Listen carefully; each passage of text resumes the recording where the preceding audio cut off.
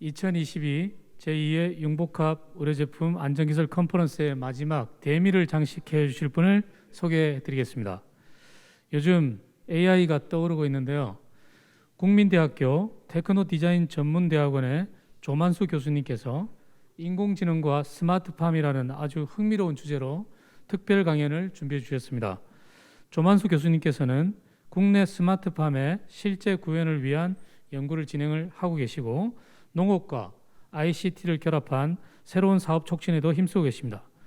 그럼 조만수 교수님을 큰 박수로 모셔보겠습니다.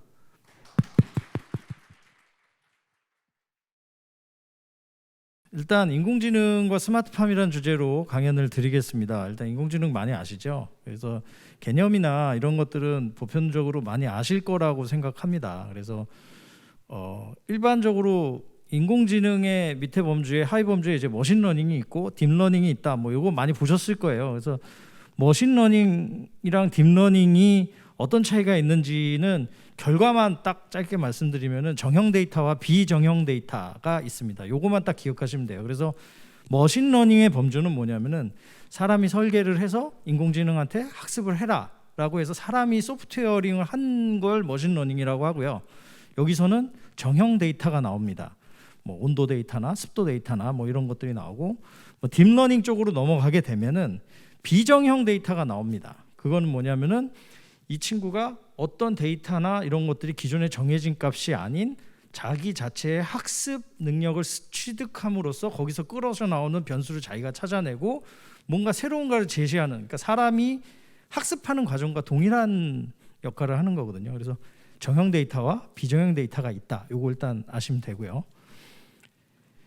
알파고 얘기 안 할 수 없죠. 이제 이세돌 선생님하고 이제 해서 4판 이기고 1판 졌고 이렇게 그렇게 돼 있는데, 이게 이제 사실은 정형 데이터를 넣어서 알파고가 비정형 데이터를 생산할 수 있게 공부하는 방법을 배운 겁니다. 왜 바둑을 가지고 인공지능을 학습시키느냐? 데이터가 엄청 많아요. 바둑이라는 기보가 물론 고대 바둑은 좀 다르지만 일반적인 바둑은 기보가 저거 한 장으로 엄청난 인간의 고수들이 어떤 생각을 했는지를 단 한 장에 알 수 있고요. 우리 옛날부터 신문 같은 데서 보면은 거기 안에 기보가 항상 실려 있었죠. 신문 페이지에. 그것들을 모든 데이터를 취합한 게 몇 천만 건 정도를 학습을 시키기에 딱 좋은 케이스가 바둑이었고, 그 바둑을 통해서 얘가 뭘 배웠냐? 학습하는 법을 배운 겁니다. 그래서 기본적으로 알파고가 바둑을 열심히 배워서 사람을 이겼다. 이걸 보는 게 아니고 바둑이라는 기보를 계속 입력을 하면서 정형 데이터를 학습하는 과정에서 비정형 데이터를 학습할 수 있는 요령을 배웠다. 그러니까 공부 잘하는 사람은 어떻죠? 여러분들 다들 공부 잘하시는 분들 출신이죠, 그죠? 공부하는 방법을 압니다. 잘 오래 앉아 있다고 되는 게 아니잖아요. 어떻게 하면 공부를 잘할 수 있는가? 그래서 그거에 따른 결과물에 따라서 공부를 잘하는 사람이 되는 거죠. 효율적으로 쓰면서. 인공지능도 마찬가지예요. 비정형 데이터를 학습하는 방법을 배우기 위해서 정형 데이터를 통해서 여러 가지 샘플을 통해 가지고 원하는 결과물을 얻을 수 있게 진행을 하는 게 여태까지의 그 AI의 학습 모델이라고 보시면 되겠습니다. 이 이야기를 왜 하냐면요. 그러면 지금 저 알파고에서 배운 저 AI 인포메이션을 가지고 어디다 쓰느냐라고 봤을 때 지금 가장 이피션시하게 쓰이고 있는 부분이 전력 효율과 운용 비용 절감에 있습니다. 사실 구글이 제일 잘 쓰고 있어요. 어느 정도로 이게 크리티컬하냐면요. 지금 얼마 전에 카카오 한번 난리 났었죠. 이거 딱 와서 다 하실 거예요. 왜냐하면은 저런 관리를 안 하게 되면 그런 사태가 발생을 하고 운용 비용에 엄청난 부하를 걸리게 됩니다. 심지어 마이크로소프트는요. 저 서버실을 여기 보이시는 저런 챔버에 밀봉을 해서 2년 동안 물에 담그는 실험도 했었어요. 물론 물에 담그는 과정이나 꺼내는 과정이나 이런 데는 비용이 많이 들어가지만 저 챔버 자체가 서버 안에 들어간 챔버 자체가 물 안에서 쿨링만 잘 됐다는 이유 하나만으로 관리 비용 및 고장률이 8분의 1로 감소를 하는 효과를 얻게 됩니다. 그만큼 냉각이 중요하다는 걸 이쪽 데이터 센터 쪽에서는 하고 있고, 아까 알파고가 훈련한 비정형 데이터의 학습 방법을 통해서 본인들 서버의 과부하 그 다음에 온도 관리를 하고 있는 거예요. 그래서 보시면 알겠지만 결과적으로 구글 데이터 센터에서는 알파고의 엔진, 알파고의 학습 능력의 비정형 데이터를 학습하는 능력을 사용해서 지금 서버 고장률, 냉각 시스템 에너지 사용률을 낮춰서 운용 비용을 최대 30%까지 다운을 시켰다고 합니다. 근데 이게 스마트팜하고 무슨 관련이 있느냐라고 이야기를 하면은 이렇습니다. 스마트팜, 그 다음에 비트코인 채굴장, 그 다음에 서버실이 거의 구조가 동일해요. 그래서 결과적으로 스마트팜에서 본격적으로 데이터를 아끼고 그 효용을 높여서 비용을 낮추기 위한 방법 중에 알파고가 썼던 저 같은 엔진을 사용을 할 수가 있는 겁니다. 그러니까 이것도 교육을 시키면 되는 거겠죠. 그래서 뭐 스마트팜은 기본적으로 지금 이게 쉽게 얘기해서 정형 데이터를 이용한 스마트팜이에요. 그래서 생육 환경을 자동 제어하고 환경 제어 모니터링하고 해서 잘 기르게 한다.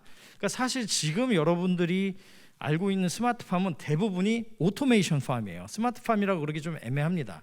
심지어 한 3세대까지 갔는데도 이걸 스마트하다라고 볼 수는 없어요. 그냥 뭐 우리가 자동차를 스마트하다고 이제 요즘 좀 얘기하기 시작했지, 그 전에는 그냥 편리한 거 정도잖아요. 문을 자동으로 열고 온도가 올라가면 낮추고 추우면 히터 켜고 뭐 이 정도거든요.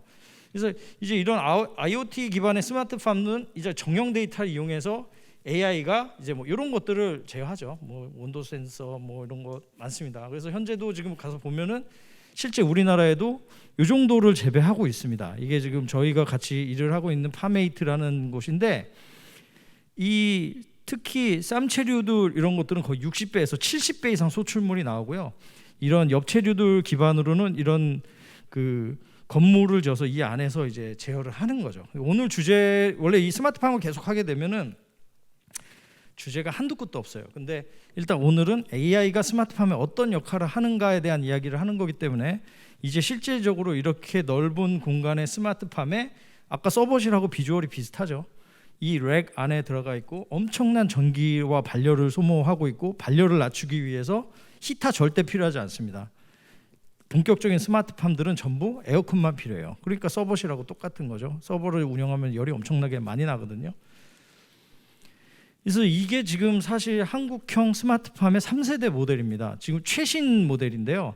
여기 보시면은 이쪽에 요만하게 클라우드 서비스, 인공지능 소프트웨어, 데이터베이스 관리, 분석 서비스, 이게 굉장히 작게 보이는 걸 알 수 있어요. 왜냐하면은 지금 3세대까지 왔는데도 정형 데이터 수준에서 벗어나지 못하고 있고요.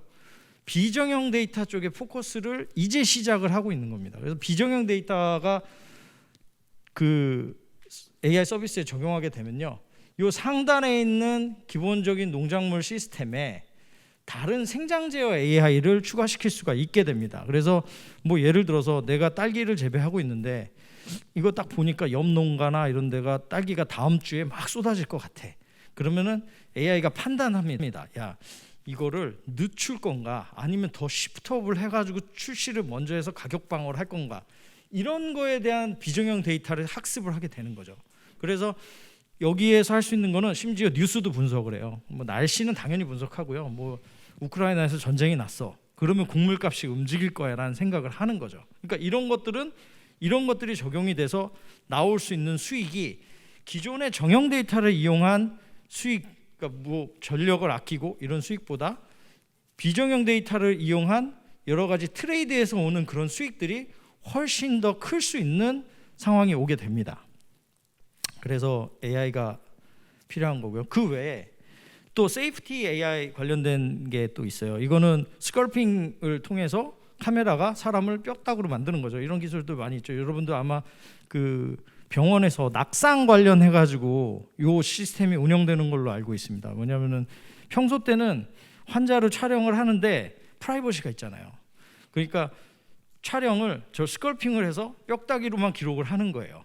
그러면 일단 누가 누군지도 모르고 일단 데이터 양이 작습니다. 그러니까 CCTV가 맹점이 뭐냐면은 누군가 CCTV를 보고 있어야 된다는 거예요. 계속. 근데 CCTV 많이 설치해봤자 그걸 보고 있을 사람이 없으면 무용지물이 되는데, 데이터량도 트랜잭션도 아낄 수 있고, 그 컴퓨터 안, 그러니까 이 카메라 안에 있는 AI가 대상을 스컬핑을 해서 환자가 침대에서 떨어지는지 안 떨어지는지를 먼저 하고 있다가 보고만 있다가 떨어질 것 같다 하면 그때부터 이제 녹화를 딱 개시를 하는 거예요. 그러면은 녹화된 양이 굉장히 작겠죠. 그런 비슷한 기법을 농업에서도 씁니다. 실질적으로 제주도 같은 데서 자동으로 그 개폐하는 장치가 있어요. 비닐을 똘똘똘똘 말거든요. 감속기가 달려서 힘이 엄청나요. 거기에 농민분이 이런 딴 일을 하다가 거기에 옷자락이 들어간 거예요. 옷자락이 들어가서 이게 천천히 말리기 시작하는 거죠. 결과적으로는 비닐 라운드에서 꼭 누에고치처럼 돌아가신 상태로 발견을 하게 됩니다. 휴대폰으로 전화하면 되지. 휴대폰 안 들고 일하세요. 보통 휴대폰은 깨지거나 뭐 이렇게 할까봐 두고 거기서 그 1000평, 2000평 되는 데서 도와줘 아무리 소리쳐도 모르시거든요. 그런 안전장치. 그 다음에 일부는 저희가 이제 제가 지금 하고 있는 일 중에 하나가 이제 특황작물, 이제 경상북도 안동에 있는 의료용 햄프 대마죠. 그거 관련된 일도 하고 있는데 이거에 대한 보안 설비도 그렇게 합니다. 예를 들어서 이거를 그 수확하는 사람이 주머니로 넣는 모션을 취한다든지 하면 그때부터 녹화가 들어가는 거예요. 그리고 AI가 비정형 데이터로 학습시킨 그 농장을 사진만 찍어도 아 여기서 생산되는 대마의 양이 몇 킬로인데 여기서 빠지면은 바로 디텍팅이 됩니다. 이제 뭐 그런 식으로 이제 비정형 데이터를 학습시키는 일을 하고 있습니다. 그래서 여기에서 이제 제가 뒤에서 좀 보여드릴 건데 아무튼 결론 보면은 이제 이런 일들을 한다. 시장 수요 분석, 위험 안전 관리, 최적 그다음에 결국은 수익을 극대화시키는 것들에 대한 AI가 지금 스마트팜에 적용되고 있다. 뭐 이런 말씀을 드리는 거고요. 이제 저희 회사인데 이제 저희 학교에서 시작한 스타트업이에요.